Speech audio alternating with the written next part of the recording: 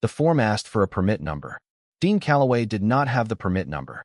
He had the receipt for the permit, the confirmation of the receipt, and a handwritten note from the Colonial Office saying the permit itself was delayed due to a filing backlog on the union side. He had been standing at the counter for 40 minutes explaining this to a worker who had the energy of someone who stopped caring about their job several years before Dean arrived. The waiting area smelled like recycled air and floor cleaner. Plastic seats lined the walls. A screen overhead played a looping union broadcast about interspecies cooperation that nobody was watching. Dean sat down with his paperwork and waited for a supervisor who may or may not have existed. That was when he heard it. Not a sound exactly, more like a pressure, a low vibration that came through the floor and into his boots and settled somewhere behind his ribs. He looked around. Nobody else reacted. He stood up and followed it to a narrow corridor beside the main counter, the kind of hallway that exists in every government building to make people feel like they should not walk down it. At the end was a viewport. Scratched. Old. Behind it, a holding room. Most of the room was taken up by 4 large crates, each containing a Dravith hatchling. Dean had seen Dravith in Union databases. Big. Scaled. Old species, old reputation. These 4 looked healthy, dark-scaled, alert, watching the room with amber eyes. They would go to a sanctuary somewhere. That was the standard process for Dravith young, whose clutch parents had died. Sanctuary, documentation, controlled environment. The 5th crate was in the corner. Smaller, pushed against the wall like it had been moved there to make space. The hatchling inside was pressed flat against the back panel, black-scaled, undersized compared to the others. One wing membrane had a long diagonal tear through it, healed badly, pulling tight when she shifted. She was watching the other 4 with an expression Dean had no name for. He went back to the counter. "What happens to the one in the corner?" he asked. The worker looked up. "Which facility are you referring to?" "The holding room. Down the hall. There are 5 of them in there. 4 big ones and 1 small one in the corner." The worker typed something. "Read something." His expression did not change. "That one is scheduled for dignified termination. Tomorrow at 0600. Species Council signed the order 3 weeks ago." Dean looked at him. "She's alive right now." The developmental index was below threshold. Wing defect. Growth markers insufficient. The Dravith Council has a cultural mandate around viable stock. It's their species, their call. The Union doesn't interfere with internal species welfare decisions. Has anyone tried to claim her instead? The worker blinked. It was the blink of a man who had not been asked that question before and was not sure it was a real question. She's not eligible for standard sanctuary placement. She failed the same benchmarks the Council uses. No facility would take her as a conservation asset. What about a private custodian? Dravith are a protected species. Custody requires Union-listed eligible species status. Humans aren't on the list. Dean was quiet for a moment. Is there a form for that? For requesting to be added to the list? Or for filing a provisional claim while the request is reviewed? The worker stared at him. Then he turned to his terminal and started typing slowly, the way people type when they are hoping the answer is no so they can stop talking to someone. He read. He frowned. He typed more. He pulled up a secondary screen.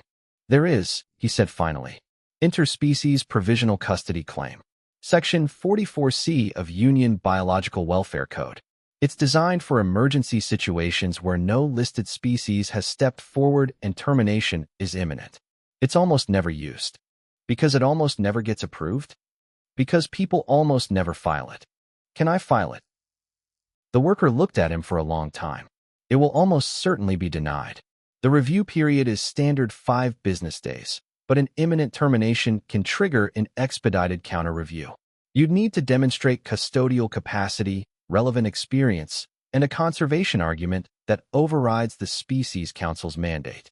For a human, on a colony settlement permit, with no xenobiological credentials on file." Dean put his permit receipt on the counter. "I have some time," he said, "and I used to be a field medic. I've worked with 16 non-human species in trauma situations. I know how to keep something alive that other people gave up on." He paused. "Can I have the form?" The worker printed it. Dean sat back down in the plastic chair. The Union broadcast played overhead. Somewhere down the hall, behind a scratched viewport, a small black-scaled creature pressed herself against the back wall of a crate and vibrated at a frequency nobody else in the building could feel. Dean filled out the form, all 11 pages of it. He did not rush. He had done field paperwork in worse conditions than this, in the rain, in the dark, with hands that were not entirely steady.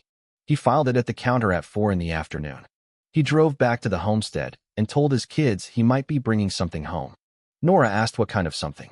He said he wasn't sure yet. Olin asked if it was dangerous. Dean thought about the small shape in the corner of the crate, the torn wing, the expression he had no name for. Not to us, he said. I don't think so. He was not entirely wrong. The approval came on a Tuesday, buried inside a routine union notification batch that also contained a reminder about livestock registration fees and an update to waste disposal guidelines. Dean almost missed it. A union legal aid contacted him 2 days later to clarify that the provisional custody claim had been approved in error.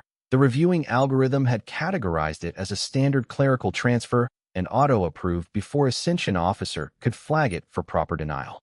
She said this with the tone of someone who expected him to cooperate in unwinding the mistake. Dean listened to all of it. Then he asked if the approval had been formally logged in the union system. It had. He asked if a logged approval could be retroactively voided without a new review process. It could not. That would take 6 to 8 weeks. He thanked her and ended the call. The transport crate arrived 4 days later on a supply shuttle. 2 workers unloaded it without ceremony. They left a handling notice on top that said the contents were tranquilized for transit and would regain full alertness within 3 to 5 hours. They drove away before Dean finished reading it. Nora stood on the porch with her arms folded and said nothing. She had said plenty the night before. They were behind on the season's water system repairs. The eastern fence line needed 2 full days of work. Dean had spent money on additional permits and a secondary enclosure they could not really afford. And now there was a crate in the yard containing something that every other species in the galaxy had decided was already dead. She went inside and started on dinner. Olin sat down next to the crate on the ground. He did not open it. He did not knock on it. He just sat there. When Dean came back from the supply shed with tools, Olin was still there. He stayed there until dark. He was there when Dean checked at 10 at night. He had fallen asleep against the side of the crate with his jacket pulled up around his shoulders. Dean carried him inside and went back out to wait alone. Riven woke at around 2 in the morning. She did not make the sound Dean had felt through the floor at the facility. She made no sound at all. He only knew she was awake because the ventilation slats on the crate began to shift, testing the air. He turned on the small work lamp he had set nearby and sat back in his camp chair and did nothing else. After an hour, he opened the crate door and moved away. She did not come out that night. She did not eat anything he put near the crate for 3 days. Not the protein mix from the Union Handling Guide. Not water laced with the mineral supplement he had found in an old xenobiology field manual. Not anything. On the 4th day, he left out a tray of raw iron compound mixed with dried protein and walked away entirely. He watched from the house window. She ate it in under 2 minutes and went back inside the crate. He made notes. The weeks that followed were not easy. Riven watched everything. She learned the shape of the homestead by walking it in the early hours before anyone else was up, and Dean knew this because he found her prints in the damp ground around the water tanks, the generator shed, the fence line. She was mapping the place. He let her. She did not want to be touched. Dean did not try. He treated the wing membrane the same way he had once treated field injuries. Showed up every other day with the compound he had mixed from 3 different sources, set it nearby, and waited to see if she would allow it. The first time she let him close enough to apply it. She watched his hands the entire time with the stillness of something deciding whether or not to trust a decision it had already half made. He talked to her while he worked. Not commands. Not instructions. Just words. What he was doing. What the compound was for. What the scarring would look like when it healed properly. She gave no sign of understanding any of it. He kept talking anyway.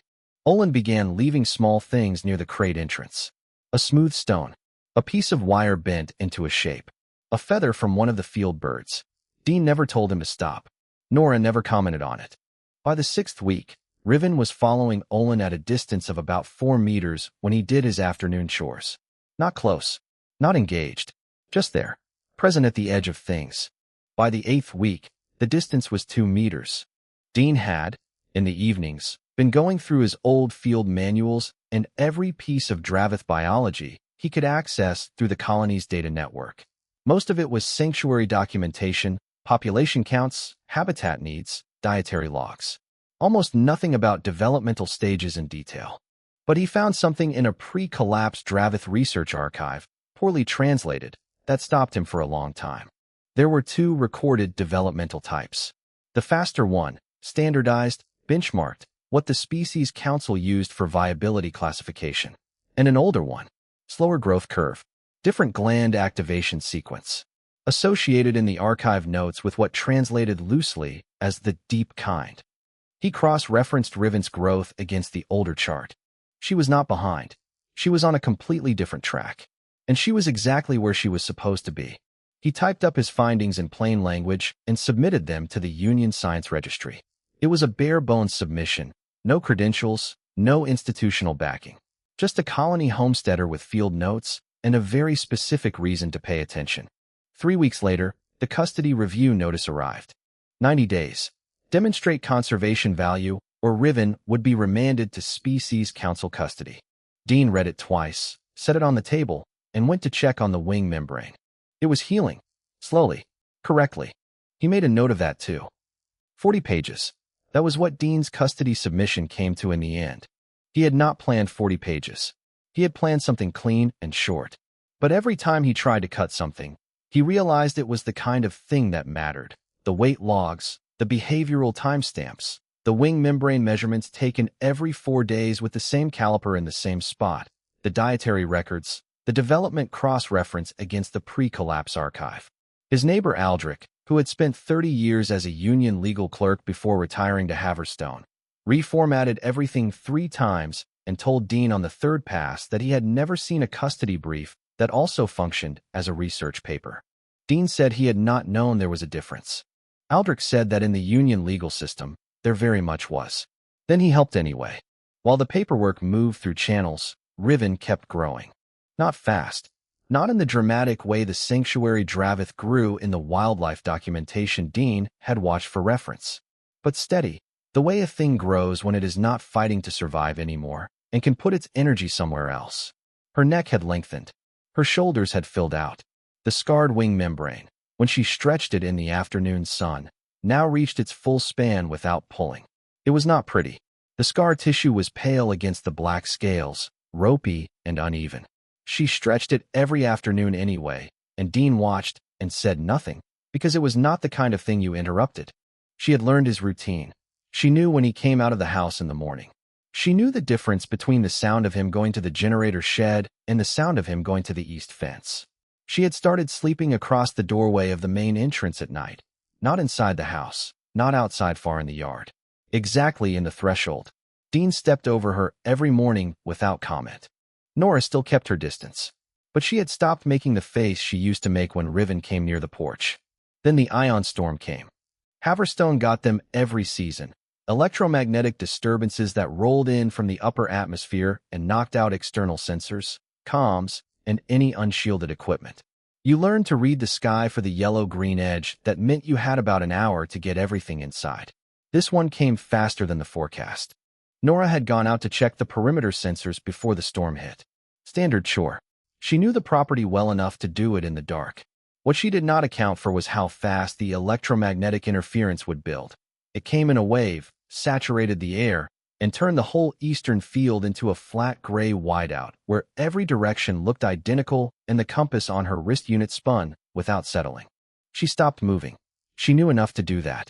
Moving in a whiteout when you don't know which direction you're heading makes things worse. She was out there for 9 minutes. Dean was at the door pulling on his boots when Riven moved past him.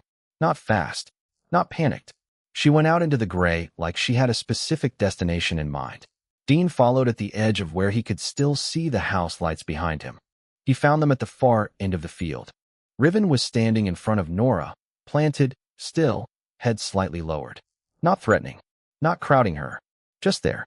A fixed point in the whiteout. She had placed herself so that the house lights were directly behind her, and if Nora followed the line of her spine, she would walk straight home. Which was what happened. Nobody said much about it afterward. Nora went inside and dried off. Dean made sure the sensors were properly shut down. Riven came back to the threshold and lay down. But that night, Nora put a bowl of the iron compound mix near the doorway without being asked. The custody submission was denied 4 days later. The reason given: insufficient evidence of conservation value to Union biological heritage standards. The submission had been reviewed by Director Sutha's office, which handled Dravith-adjacent welfare cases for this region. The denial letter was 2 paragraphs, polite, final. Warden Braille delivered the physical notice personally, which was unusual. He was Dravith containment, not courier. He stood in the yard and handed Dean the envelope, and then stood there longer than necessary, because Riven had come out of the house and was looking at him. She did not make a sound. She looked at him the way she looked at everything, like she was measuring whether a thing was a threat or not, and had not decided yet. Braille looked back at her for a long moment. Dean asked if there was anything else. Braille said no. He walked back to his transport and left. Dean filed an appeal that afternoon. The appeal queue was 14 months. He filed it anyway, because the alternative was not filing it. 3 weeks after the denial, a second notice arrived. This one was not from Director Sutha's office. It came from the Dravith Species Council directly, routed through the Union Enforcement Division. It was not a denial. It was a removal order. Someone on the council had seen Dean's scientific submission, the one filed to the Union Registry with no credentials and no institutional backing. They were furious. A human had filed developmental data on Dravith biology without permission from the Species Council. The submission was being formally challenged as an unauthorized intrusion into protected species documentation. And as of the removal order, the provisional custody approval was being contested on the grounds that it had been issued in error. Which it had been. Dean had never said otherwise. He sat at the kitchen table and read the order twice. Then he got up and started a new document on his terminal. He had 40 pages before. He figured he had room for more. They came before dawn, when the sky was the color of old iron and the colony roads were empty. Dean heard the transport before he saw it. The specific engine tone of a Union enforcement shuttle, heavier than a cargo run, lighter than military. He was already awake. He had been awake for most of the night. The counter-injunction he had filed 2 days ago would not be processed for at least 72 hours. He knew this. He had filed it anyway. He got dressed, woke Nora and Olin, and told them to stay inside. Nora asked what was happening. He said the removal team had come for Riven. She did not say anything to that. She went and stood in the hallway where she could see the front door and the back door at the same time. 3 figures came up the yard. 2 Union enforcement officers in standard blue, the kind who did paperwork removals, not the kind who expected trouble, and Warden Braille, a step behind them, carrying the formal transfer documentation. He looked like a man doing a job he did not particularly want to do. Dean opened the door before they knocked. "Mr. Calloway," the first officer said, "you've received the removal order.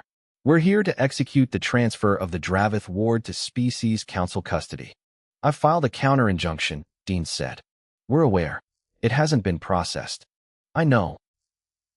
There was a pause. The officer was not unkind. He was doing a job inside a system that ran on documents and timelines, and Dean's timeline had run out. "Is the ward on the property?" "She's inside." "We'll need you to step aside, Mr. Calloway." Dean stepped aside. What happened next happened fast, and from 2 directions. Riven came through the interior hallway doorway at the same moment a sound came from the back of the house. Not a Union sound, not a government sound. The specific crash of a rear window, giving way under pressure. A raider. One figure, moving fast, who had tracked the enforcement shuttle to the Calloway homestead the same way a predator tracks something that has already found prey. The commotion at the front door was cover he had not created, but was happy to use. He had almost reached Olin before Olin made a sound. Almost. Riven crossed the room in 3 strides. She was not the small thing from the facility crate anymore. She was not the cautious creature who ate alone and slept at the threshold. She moved with the full weight of everything she had grown into over the past several months, and she moved with the kind of certainty that comes from being completely clear about what matters. She put herself between the raider and Olin. Then she breathed. It was not fire in the way Dean had imagined fire, not a roaring column, not a weapons blast. It was a tight, precise, controlled stream of superheated air that hit the raider at center mass and dropped him where he stood. He was not dead. His legs simply stopped working, and he sat down hard against the back wall and did not get up again. Riven's chest rose once. She stood over the fallen man and waited. The whole thing had taken less than 4 seconds.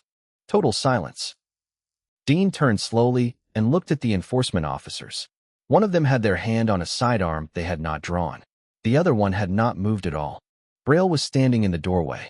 He was staring at Riven with an expression Dean had seen once before, on the face of a doctor who had looked at a scan and found something that was not supposed to be there. Not fear. Something closer to the feeling that comes just before understanding arrives. Riven did not roar. She did not look at the officers. She looked at Olin, checked him the way Dean had watched her check the fence line and the water tanks. Systematic, thorough, deliberate. Then she turned and placed herself between Olin and the room, and she stayed there. Her combustion glands, Braille said quietly, to no one in particular. The facility records said probable non-viable development. They were wrong, Dean said. Braille looked at him, then back at Riven. She's been capable for months, Dean said. She didn't use it until now, until there was a reason that mattered. Braille was quiet for a long time. Then he reached into the transfer documentation and found a single page near the back. He read it. He looked up. He looked at the raider against the wall, at Olin, at Riven standing guard between them. He stamped the page. Active threat response, he said. Custody suspension pending incident review. Under Union Enforcement Code, I have discretion in a live threat situation to suspend a transfer until the property is secure and all persons are assessed. He held the stamped page out to Dean. Dean took it. That buys you time, Braille said. Not kindly. Not warmly. Plainly. Not much. I know, Dean said. One of the enforcement officers called for a security unit to collect the raider. They did their jobs efficiently and with minimal conversation. Nobody looked directly at Riven unless they had to. When the enforcement shuttle left, the yard went quiet. Olin had not moved from the spot where Riven had placed herself in front of him. He sat down on the floor cross-legged and put his hand on the ground near her foreleg. She looked down at his hand. She did not move away. Nora was leaning against the hallway wall. She was looking at Riven with an expression Dean could not read. Then she looked at Dean. How much time? She asked. Enough, he said. He was not sure that was true, but he said it like it was, because that was what the situation required, and because somewhere in his chest he still believed that time, if you used it right, was the one resource that a determined person could always find a way to stretch.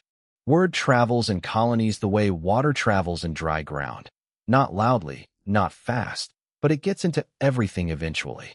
Within a week, every homestead within 30 kilometers knew something had happened at the Callaway place. The version that spread was not perfectly accurate. It involved more fire than there had actually been, and a raider who grew with each retelling. But the core of it was true. A Dravith hatchling, the kind the Species Council had already marked for death, had protected a child. Not because she was trained. Not because someone gave a command. Because the child was hers to protect. The Dravith Species Council received a different report. This one was written in clinical language by Warden Braille, filed under incident documentation, and it contained 2 facts that caused problems at the council level. First, a hatchling classified as non-viable had demonstrated full combustion capability. Second, the capability was controlled. Precise. Used to protect, not destroy. A non-viable Dravith that was viable was not just embarrassing. It meant the classification system had failed. And if the classification system had failed in this case, the question that followed was whether it had failed in others, including cases that had already been permanently resolved. Counselor Drav was announced publicly as making an inspection visit to Haverstone Colony for the purpose of repatriating a misclassified ward. The language was careful. The implication was simple. This was a correction. The council had made no error. A human had taken something that was not his to take, and it was being returned. Dean read the announcement. He added it to the file he had been building. The file was now 63 pages. He had spent the 2 weeks since the removal team's visit working with Aldrich again, not on formatting this time, but on the actual legal argument. The core of it was not complicated, even if proving it was. The Dravith Council classified Riven as non-viable using a single developmental benchmark. That benchmark was not the only one in Dravith biological history. Dean had the pre-collapse archive cross-reference. He had his own 10 months of field documentation. He had Braille's incident report, which described controlled combustion that non-viable specimens were not supposed to be capable of. He was not a lawyer. Aldrich told him this 3 times. Dean said he was aware of that and kept writing. What he did not know until later was that Braille had filed a second report, not to the council, to the Union Science Registry, a corroborating document, submitted quietly under Braille's own professional credentials, that cited Dean's original developmental research and supported its conclusions with containment officer observations. Braille did not tell Dean he had done this. Dean found out much later from Aldrich, who had a contact in the registry office. The colony, meanwhile, did what colonies do. Nobody organized anything. There were no meetings, no petitions, no coordinated plan. But one afternoon a neighbor named Greta arrived with a load of reinforced fencing materials she said she had ordered too much of. Another neighbor, a retired shuttle engineer named Pole, came to fix the rear window the raider had broken and stayed most of the day checking the property's security systems. The family 3 homesteads oversent food twice a week without explanation for 2 weeks straight. People showed up, not to make a statement, just to be present, to make the Calloway homestead look less like a place that stood alone. Riven watched all of it. She had settled into a new pattern since the night with the raider. She slept across the threshold as always, but she had begun taking slow circuits of the property in the evenings, the full perimeter, methodical, unhurried. Not restless. Working. She had claimed the place in some way that had no name in union law and did not need one. Nora had stopped keeping distance. It happened gradually and without announcement. She started doing the wing membrane care herself on the days Dean was occupied with other work. She did it without gloves, bare hands on the scar tissue, the way you only touch something when you have stopped calculating whether or not it might hurt you. Riven held still under her hands and watched the middle distance with half-closed eyes. Olin had taught Riven a hand signal for come here. It had taken him 3 weeks of patient repetition. On the day it worked, he came running inside to tell Dean that Riven had come when he called her. Dean, who had watched from the window and seen Riven start moving approximately 2 seconds before Olin gave the signal, nodded and said that was good work. Olin said he was going to teach her more signals. Dean said that sounded like a fine idea. The formal notification arrived on a dry afternoon when the sky was pale and still. Counselor Drav would be arriving in 11 days. The hearing would be held in the Haverstone Administrative Building. Dean was requested to present his case, after which the council would render a decision on repatriation. Dean requested a change of venue to the homestead itself. He cited transportation limitations and property security concerns. Director Sutha's office denied the request. Dean sent a revised request with additional documentation. Sutha's office denied it again. Dean sent a third request, this time with Aldrich's name on it, an illegal citation Dean had found in a footnote of an older union custody case. 3 days before the hearing, Sutha's office approved the venue change. The note attached said it was not to be interpreted as a precedent. Dean printed the approval and put it in the file. 67 pages now. He read it through one more time that night, front to back. Not looking for problems. Just reading, the way you read something before you have to stand behind it. Riven came and lay down near his chair somewhere around the 3rd hour. He did not look up. She did not look at him. They stayed like that until the lamp ran low and the night outside was completely still. He closed the file. Tomorrow, he would write the final argument. He would not use legal language, because he did not know legal language well enough to trust it. He would use his own words, in plain sentences, and he would say exactly what he meant. He had found, over the years, that this worked better than it was supposed to. Counselor Drav was older than Dean had expected. The aide set up a portable documentation station near the porch. Director Sutha's representative stood to one side with a recording unit. Aldrich stood beside Dean with the file in a plain folder. Warden Braille was there too, standing slightly apart from everyone, with the posture of someone who had made decisions recently and was waiting to see how they turned out. Counselor Drav said he would observe first, before the formal proceedings. Nobody had agreed to this, but no one objected either. It was his visit. He was old enough that people around him tended to move the way water moves around a stone, not because the stone demands it, just because that is the natural shape of things. He walked through the yard. He looked at the fencing, the shed, the repaired rear window. He looked at the garden Olin had started near the south wall, a ragged, enthusiastic thing with no particular system to it, more enthusiasm than method. He stood at the main doorway for a moment and looked at the worn groove in the wood where Riven's body had rested, night after night, for nearly a year. He went inside. Dean followed at a distance. What Drav found inside the house was not a specimen or a ward or a conservation case. Olin was at the kitchen table, working through a hand signal sequence he had been practicing. He had a piece of dried meat in one hand as a reward and a look of intense concentration on his face. Riven was sitting across from him. Sitting, not crouching, not coiled, but upright with her weight on her haunches the way she had started doing recently, the way that made her look taller and more settled in herself. Olin raised his hand in the signal for come here. Riven had known the signal for 3 weeks. She had known it approximately 2 seconds before Olin finished teaching it. She looked at the dried meat in his hand. She looked at his face. She stood and crossed to him and accepted the reward with the deliberate gentleness she always used with him, which was different from the precision she used with Dean and different again from the patience she showed Nora. Olin said good, and she returned to her spot across the table. Drav watched this without expression. In the main room, Nora was working at the low bench near the window where Dean kept his maintenance tools. She was redoing the oil on Riven's wing membrane, the full treatment, both sides, working into the scar tissue at the top of the span with her bare hands. She did not look up when Drav came in. She finished the section she was working on and moved to the next one. Riven's wing was stretched out across most of the room. She held it extended without being asked, angled slightly to help Nora reach. Drav stood there for a long time. Then he went back outside and said he was ready for the formal proceedings. Counselor Drav opened with his position plainly and without drama. The Dravith Species Council had legal standing to repatriate any Dravith under Union protection law, and the original provisional custody approval had been issued in procedural error. Repatriation was culturally mandated, biologically appropriate, and legally supported. Dean's response was 3 pages.